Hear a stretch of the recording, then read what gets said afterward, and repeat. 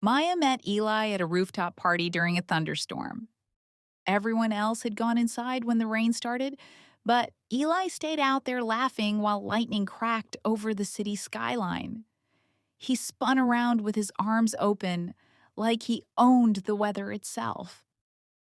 "You're either fearless," Maya shouted over the rain, "or completely insane." "Both," he answered. That should have been her warning. For the first 3 months, dating Eli felt like starring in a movie. Midnight road trips, flowers delivered to her office with handwritten poems, random plane tickets to cities they'd never visited. He talked about fate constantly, like the universe had personally arranged their meeting. "You're my once in a lifetime person," he'd whisper. At first, it sounded romantic. Then, it became suffocating.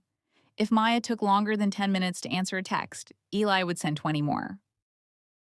"Are you okay? Why are you ignoring me? Did I do something? Who are you with?" Once, she went to dinner with coworkers and left her phone in her purse. When she came outside, Eli was sitting on the hood of her car, in the rain, again. "How did you know where I was?" she asked. He smiled too quickly. "You mentioned the restaurant once." She never had. That night, Maya checked her bag and found a tiny Bluetooth tracker tucked into the lining. Her stomach dropped. She confronted him immediately. Instead of apologizing, Eli looked hurt. "I was worried about you. You tracked me. I protected you. You violated my privacy. You're overreacting." That became his favorite phrase. When Maya finally broke up with him, Eli didn't yell. He didn't cry.